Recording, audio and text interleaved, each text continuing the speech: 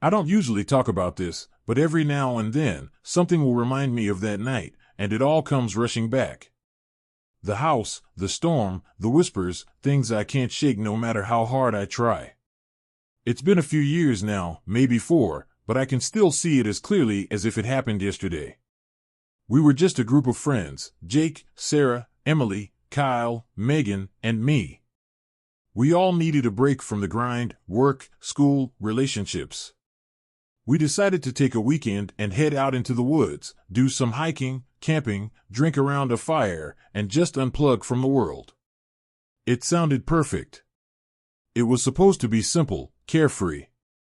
But things rarely go the way you plan. We'd been hiking most of the day, and it was getting late. The sun was dipping below the horizon, casting a strange orange glow through the trees, but we weren't worried until the sky changed. The clouds rolled in so fast it was almost like someone had flipped a switch. 1 second, everything was calm and peaceful, and the next, the sky turned black and a gust of wind ripped through the forest. The first crack of thunder made us all jump. We weren't prepared for the storm. None of us had packed the right gear to deal with what was coming. And then Jake saw it, the house. We were deep in the woods, miles from any town, and it didn't make sense for something like that to be out here. It wasn't even visible from the trail. It was like the forest had grown around it, trying to hide it from view.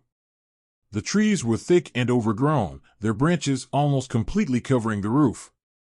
The house stood crooked, as if it was sagging under the weight of time. It was large, bigger than any cabin we had expected to find in a forest like this. The wood was dark and rotten, the paint long gone, leaving behind a skeletal frame. The windows were broken or boarded up, and through the shattered panes, we could just make out the flickering of lightning from the storm. There was a porch that ran along the front, but the boards were cracked, and a single rocking chair sat in the corner, swaying gently in the wind. But there was no breeze that strong. It was moving on its own. We all stood there, staring at it for a moment. Something about it felt off, wrong in a way I couldn't quite put into words. But then the rain started, a heavy downpour that soaked us almost instantly. Jake didn't hesitate. "Come on," he said, already moving toward the house. "We can wait out the storm in there." I wanted to argue, but the rain was too heavy. The wind was picking up, howling through the trees like something alive. So we followed Jake up onto the porch. The boards creaked under our weight, and every step felt like it might be the one that made the whole thing collapse. When Jake pushed open the door, it groaned like it hadn't been opened in years. Inside, it was dark, damp, and smelled of rot. The air was thick and heavy, like the house hadn't breathed in a long time. The floor was covered in debris, leaves, dirt, pieces of broken furniture. There was a large living room with a fireplace that hadn't seen a fire in years. The walls were covered in peeling wallpaper, and the ceiling sagged in places, water stains spreading across the surface. But there was something else, too. There were old paintings on the walls, faded and discolored portraits of people, though their faces were hard to make out. They looked wrong, like the eyes followed you as you moved. The entire place was unsettling, but we were soaked to the bone and had no other options. Kyle and Jake managed to get a small fire going in the fireplace, though it barely warmed the room. We set our stuff down and tried to make ourselves comfortable. Megan sat in one of the old armchairs, but jumped up almost immediately when it creaked under her weight. "This place gives me the creeps," she said, looking around. We all agreed, but none of us wanted to go back out into the storm. So, we settled in, passing around a bottle of whiskey Kyle had brought, telling stories to pass the time. The fire cast flickering shadows on the walls, and every now and then, the wind would rattle the windows, making us all jump. Then we heard it. At first, it was just a faint noise, a creaking sound coming from upstairs. We all stopped talking and listened, but it was so faint we could barely hear it. Jake shrugged it off. "Old house, probably just settling," he said, though he didn't sound entirely convinced. The noise stopped, and we went back to our conversation, but then it happened again.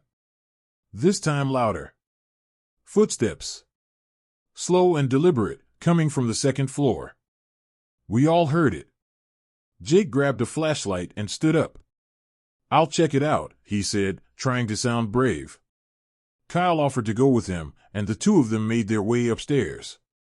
The rest of us stayed by the fire, huddling together as the storm raged outside. After what felt like forever, Jake and Kyle came back down, but they looked pale. "Nothing up there," Jake said, though his voice was shaky. "Just some old rooms. Probably the wind or something." But I could tell something had freaked them out. We tried to settle back in, but the mood had shifted. The house felt heavier, like the walls were closing in on us. Sarah kept looking out the window, her face pale. "I swear I saw someone outside," she whispered. None of us wanted to believe her, but we all took turns looking through the broken windows. The rain made it impossible to see much, but every flash of lightning lit up the trees, casting eerie shadows. "There was someone," Sarah insisted. "By that tree. Just watching us." Jake and Kyle grabbed the flashlights again and went out to check, but they didn't find anything. No footprints. No sign of anyone else in the woods. They came back inside, drenched, and we tried to laugh it off as Sarah's imagination running wild. But after that, things got worse. The footsteps didn't stop. In fact, they got louder, more insistent, like someone, or something, was pacing back and forth upstairs. Every time we went to check, there was nothing. But we all heard it. It was real. And then the whispers started. At first, it was just faint, like the wind whistling through the cracks in the walls. But it wasn't the wind. The voices were low, indistinct, but definitely there. They seemed to come from everywhere at once, from the walls, from the floor, from the shadows in the corners of the room. We all heard them, and no one could explain it. Megan wanted to leave. "We should go," she said, her voice trembling. "I don't care about the storm. We need to get out of here." But the storm was still raging outside, and none of us wanted to brave the woods in the dark. So, we stayed. That was our mistake. Then Emily found the basement door. It was hidden behind a stack of old crates in the kitchen, like someone had tried to cover it up. The door itself was heavy and swollen from the damp air. When Kyle finally pried it open, the stench that hit us was unbearable: rotting wood, mold, and something else, something that made my stomach turn. We should have left it alone, but curiosity got the best of us. Jake grabbed the flashlight and led the way down the narrow stairs. The basement was damp and cold, with dirt floors and old, rusted tools hanging from the walls. But that wasn't the worst part. The walls were covered in old, black and white photos. Hundreds of them. Each one was of a person, their faces blurred and distorted, their eyes scratched out. Beneath each photo was a date, and some of them went back decades, further than any of us expected. But what chilled me to the bone was that some of the faces looked eerily familiar, like they could have been us. We bolted back upstairs, terrified. Megan was already pacing the room when we got back. She had found an old, battered suitcase tucked beneath one of the moldy couches. She didn't say anything at first, just opened it slowly, revealing what was inside. A doll. It was old blue porcelain, with cracked skin and matted hair. Its eyes were faded blue, and its face was frozen in this eerie, almost knowing smile. It was dirty, covered in dust, but there was something about it that made my stomach turn. "I found it just sitting there," Megan whispered. "In the suitcase." The moment she picked it up, the atmosphere in the room shifted. The fire, which had been burning steadily, suddenly went out, plunging the room into darkness. The temperature dropped, and the whispers grew louder, more insistent, almost like they were closing in on us. The shadows in the room seemed to move on their own, creeping along the walls like living things. And then the doll moved. Its head tilted ever so slightly toward Megan, and its glassy eyes seemed to blink. We all froze, staring at it, unable to comprehend what we were seeing. Jake was the first to move. He grabbed the doll and threw it across the room, where it hit the wall with a sickening thud. But that didn't stop anything. The whispers grew louder, almost like they were screaming now, and the walls themselves began to creak and groan. The windows, which had been broken when we first arrived, were now sealed shut, as if the house itself was trying to trap us inside. The door slammed shut with a deafening bang, and we were plunged into darkness. From the corner of the room, we heard it, soft, childlike giggling. We turned toward the sound, and there, standing in the shadowy corner, was a small figure. It was holding the doll. We didn't stick around to find out what it wanted. We ran. We broke down the back door and ran through the storm, not stopping until we reached the car. No one said a word on the drive back. We were too scared, too shaken by what had happened.